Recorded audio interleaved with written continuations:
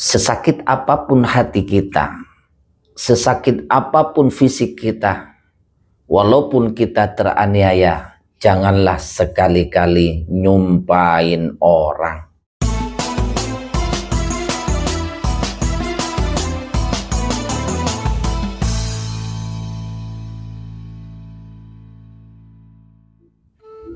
Assalamualaikum warahmatullahi wabarakatuh. Bismillahirrahmanirrahim. Alhamdulillahirrabbilalamin. Amma ba'du. Saudaraku seiman seagama, manusia hidup adalah bermasyarakat, bertetangga, baik di rumah, terus di tempat kerja, terus di tempat manapun, baik tempat tongkrongan ataupun tempat yang disebut ya Islami, yaitu majelis ta'lim atau majelis ilmu. Nah, itulah kehidupan dalam bermasyarakat. Nah, kita ini adalah orang Islam yang pasti pernah mengalami yang namanya sakit hati di dalam bermasyarakat. Entah itu sakit hati dengan perkataan orang lain yang menyakiti hati kita, ataupun dengan menyakiti fisik. Katakanlah orang tersebut teraniaya, dianiaya. Kita sering mendengar doanya orang teraniaya itu ya dikabul. Nah, ini yang harus dikhawatirkan oleh kita semua. Dengan dikabulnya doa ini, maka dari itu berhati-hatilah dalam menyumpahin orang lain atau mendoakan yang tidak baik terhadap orang lain. Kita harus mencontoh terhadap Nabi Muhammad sallallahu alaihi wasallam sebagai panutan kita. Nabi Muhammad walaupun disakiti seperti apa, beliau tidak melawan. Diludahi, beliau tidak melawan. Dilempari dengan kotoran, dikatain gila, dikatain sesat menyesatkan, Nabi Muhammad tidak berdoa buruk.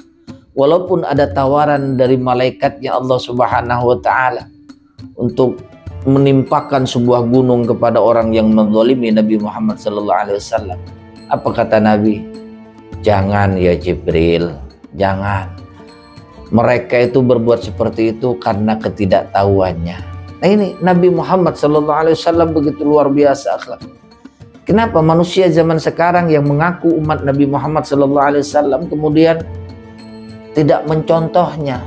Ya walaupun itu berat, yang berat ini pahalanya yang besar.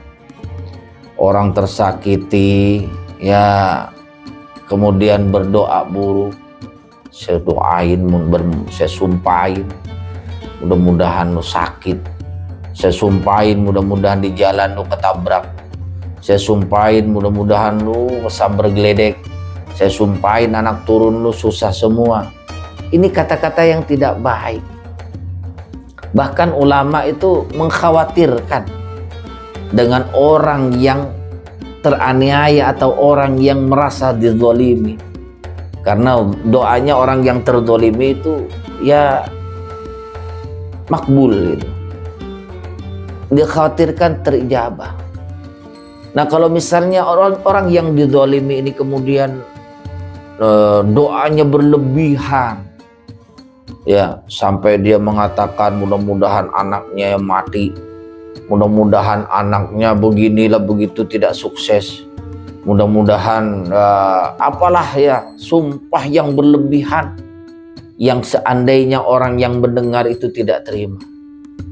Nah, dikhawatirkan oleh ulama tersebut kezoliman ini berbalik.